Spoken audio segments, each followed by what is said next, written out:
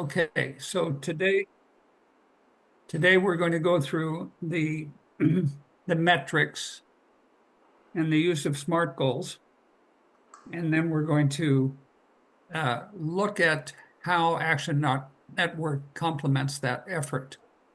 And many of you probably already know what SMART goals are about, so I'm going to go a little bit faster, and you can read some of the details if you look at them later. But let me share my screen here and you can see that. What are our SMART goals? And the R can refer to different levels. You can have personal SMART goals. You can have goals for a team, or you can have goals for the organization. And of course, we've been having discussions about what are the SMART goals for NASCA, and that's great. Now, there is a certain strength in having these SMART goals. By the way, Jackson, are you present here listening to? Yes, I am. Okay, welcome. My forgiveness for asking that. Now, problems that we often face when we're in a group is we have vague goals. Oh, or even on a personal level, I want to be successful. It's a very abstract goal or a vague one. Vague goals lack a roadmap and their intentions without a structure that lead to eventually procrastination. And that's even true for a group or possibly even NASCA. So that's why it's good to have SMART goals. And SMART stands for 5 things. And by the way, I might point out major corporations or companies are using this form of goals for their companies when they work. My son works at IKEA. IKEA, I was telling him, oh, we're using something. And he says, oh, we've been using that for years. So SMART goals represent specific, that's the S, measurable with the M, achievable, A, relevant, the R, and T, time bound. And so very quickly, what does that mean? The core concept. We try to define who, what, where, and why with absolute clarity. And that helps, especially with SMART goals. And it avoids being vague, which is something that we want to avoid in especially in a group as we move ahead. You don't say get in shape, for instance, to an individual. You say join a gym and go 3 times a week. And there, and you might even have a date when you start and you end. So usually with SMART goals, each member in our group will contact and seek. Here's a typical SMART goal for a team. Each member in our group will contact and seek to recruit 10 people to join our effort in the next 3 months, ending in July 2026. Ignore the July 26th and put in there December.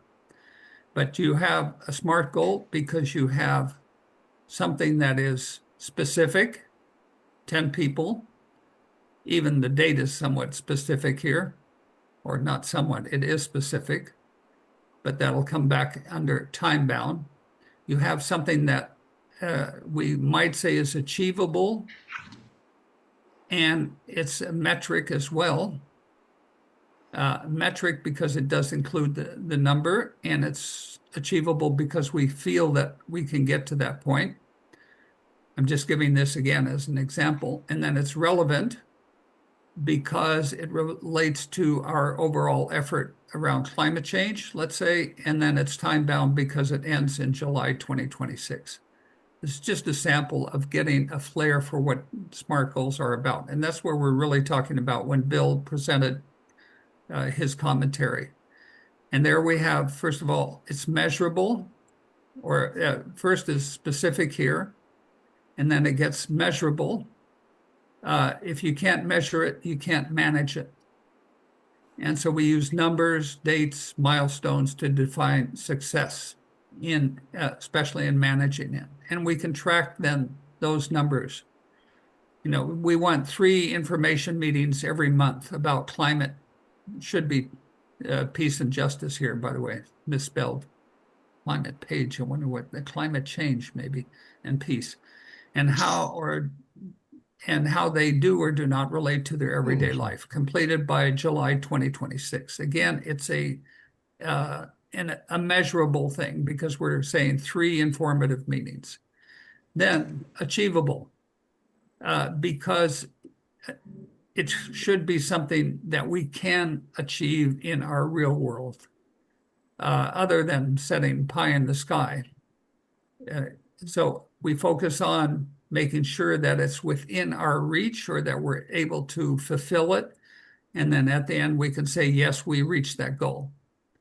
And then there's the relevancy. You know, the big picture should be brought in, such as we want to work on renewables to benefit climate change.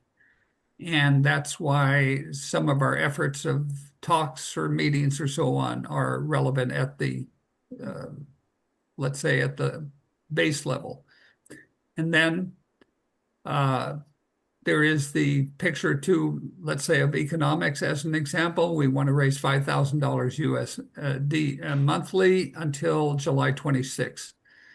Another relevant goal, because obviously it's very important that we succeed on and have financial stability in our organization.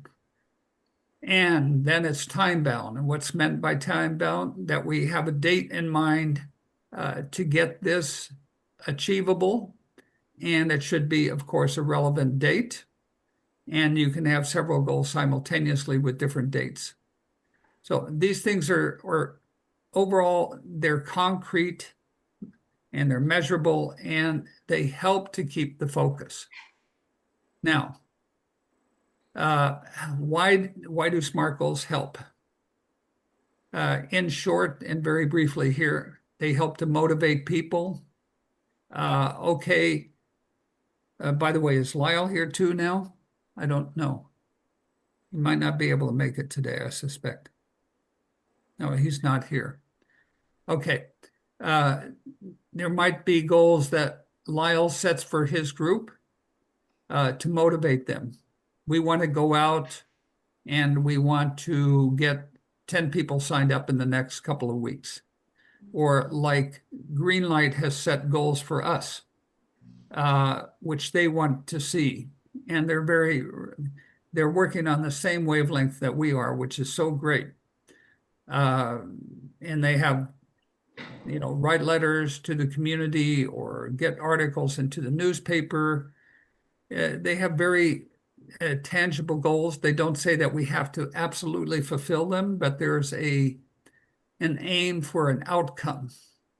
And this is, again, to achieve, it's to motivate people to do them. So everyone is saying, okay, now we're going to do this together. Let's work for that direction. And then there's coming out of that are wins or achievements. And then at the same time, it starts to give the group a sense of momentum. Like we have a tremendous sense of momentum in Africa right now because we are bringing in, thanks to Jackson's work and the people that are around him, almost 200 people a week that are signing up. And maybe 10, 20% of those are people who want to volunteer. And everyone is excited about it from the top down. So, and it provides these goals here, SMART goals. They're flexible enough that you can recalibrate because every 6 months or every certain period, you're going to sit down and discuss what they are and see that we're trying to achieve them. Now, let's see. We have a special message coming in, a music here. I don't know whose it is, but okay. Why do SMART goals help in another reason? Because they keep us accountable. In part, right now, we're being accountable to ourselves, but we're being held accountable, for instance, on our achievements in Apache County by Greenlight. And the goal is specific and time bound. It's always easy to see if you're on track. And there's no more hiding behind, oh, we're doing well or we're not doing well. We can say, okay, we've got 300 people that came in the last 3 months that signed petitions, or the other way around, and something's not working well.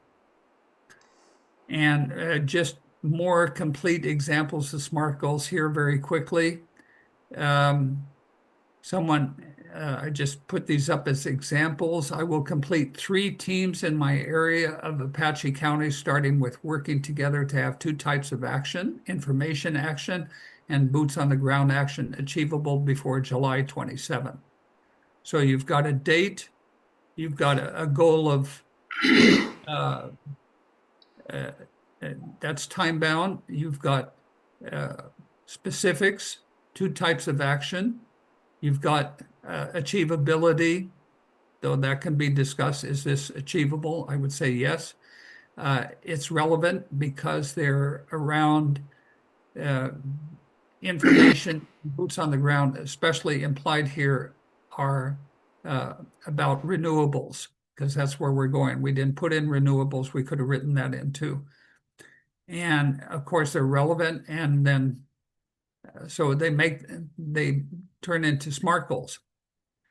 Okay, and then just some personal examples, and you can use this on different levels, but there's bad and smart versus smart examples. A vague goal, I want to assume responsibility to a volunteer coordinator.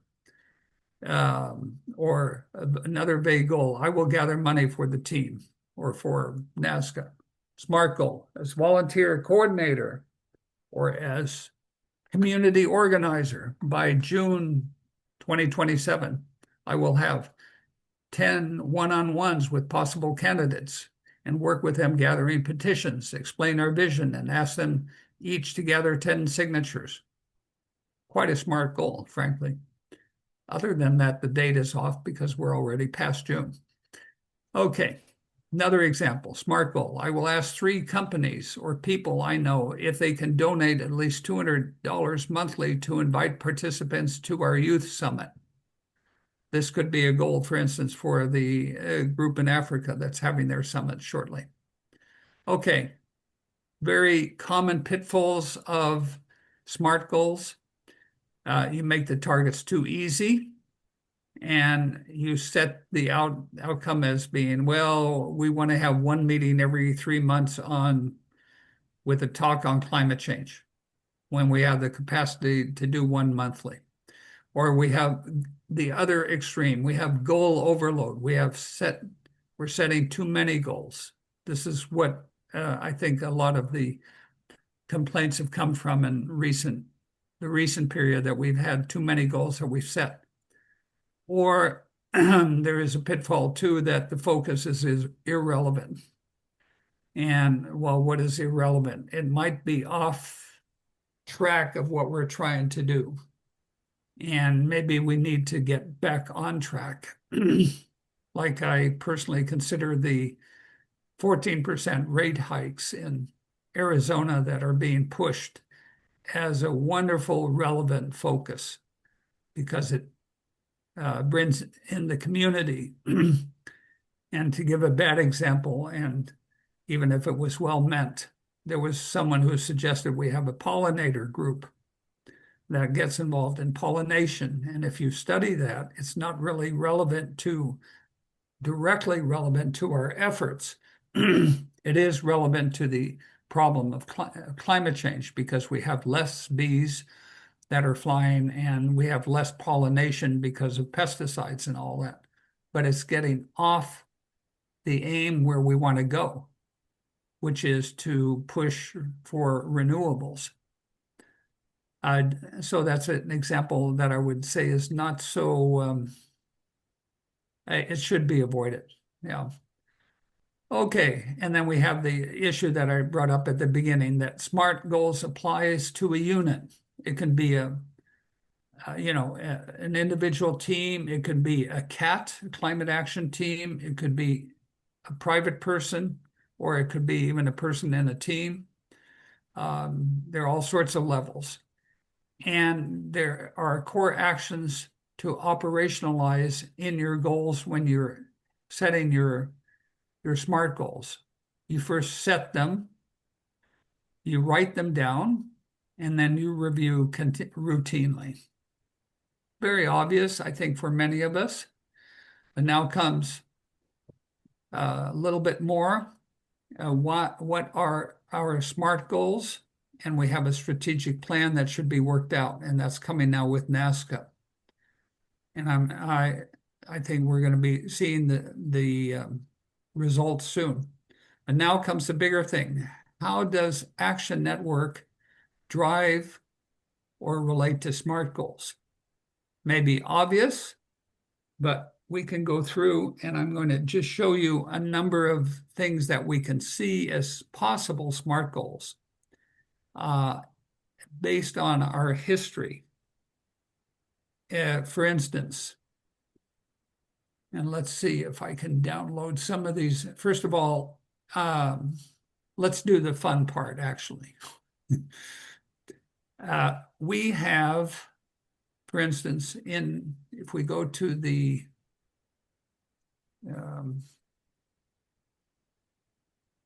Action Network system for NASCA. I want to get into that system right now.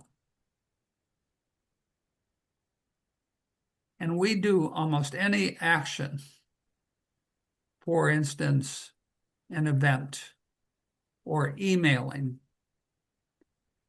And I'll give you emailing as a good example, prime example. When we send out an email, we are loaded with statistical information that can help our SMART goals. How so? No, I just forgot the word. Analytics. I want to show you the analytics that NASCA has. And it can be at a general level, what's our open rate and our click rate and our bounce rate and our spam rate. And this can be averaged over the number of emails that's been sent. So even if it says 1,192%, you have to take that divided by 13 to get down to your open rate. So this goes down, and let me break it down into an actual email that was sent. Actually, in fact, I think I did this one. Okay. And we're going to look at some of the analytics that come here, which reflect one particular instant, but then if you put them all together, you're going to see trends. Now, this was an email that was sent out to, yes, inviting them to these trainings, in fact. Okay. Oh, this is a bad example because it's a very limited group. It was sent to U7, and that's why the analytics are so high. I want to show you a better, more representative example of an email here. I thought this was of a wider sort. Let me give you a bigger one. Sent out to probably 1,500 people or 4,000.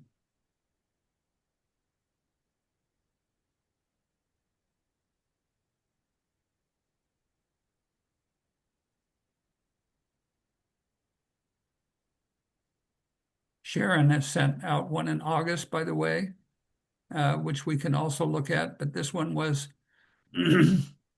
one that was sent out to 4,000 people, mainly in the Flagstaff area, I believe. And here you have analytics. And why are they called analytics? Because they're a combination of various statistics about how people are responding.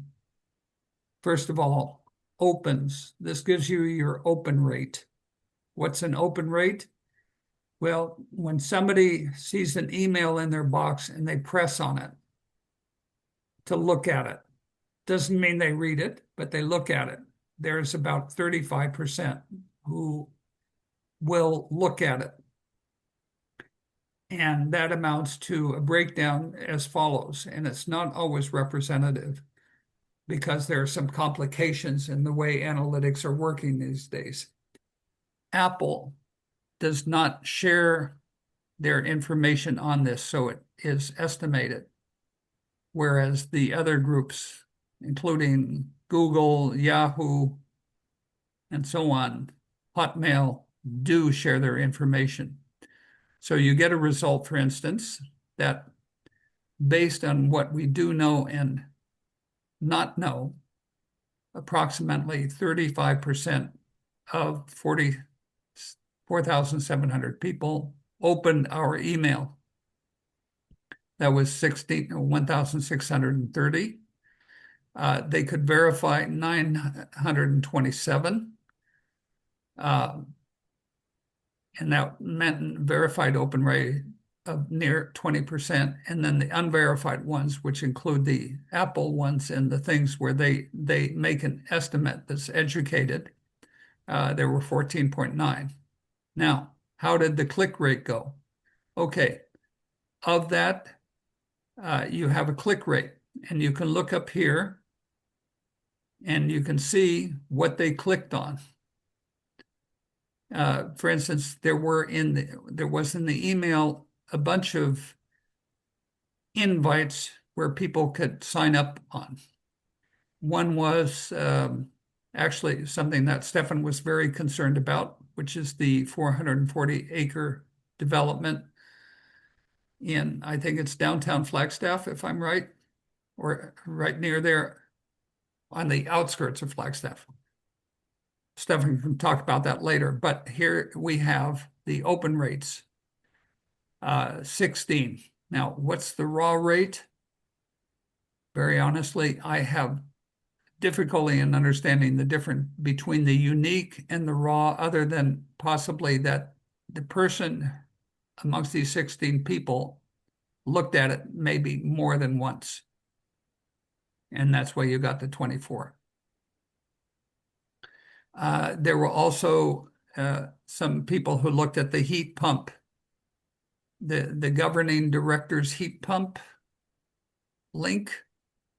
That was an event that was coming up, and 3 people clicked it, and then 1 came back. So there were a total of 4, or 4 views of that. And you can say, and then there was an announcement of the job opportunities, and there were 2 people that looked at that, which is not much, but that's the way it is. And donation requests were not looked at or open, nor was there a decision of any party looking at that to volunteer. So that's your click rate. And then you have your targets, where this was sent. And this included, of course, Coconino County, but it expanded everywhere else except for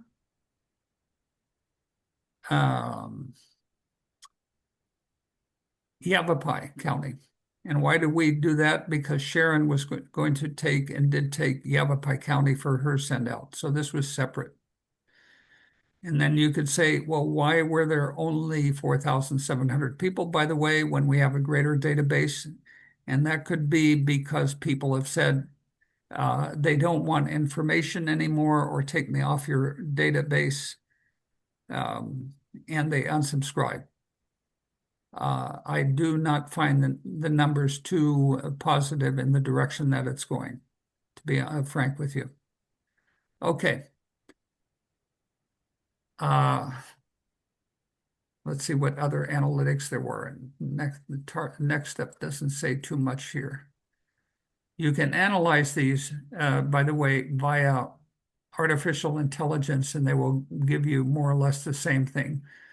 And then you can get a wider perspective. My main point is that these are things that give you information to say, we should have a goal maybe on the clicks in this system, or we should have a goal to increase the readership, which means that we should have an increase in people who want to have information. And why is it diminishing instead of increasing? So you've got first that type of goal. Then you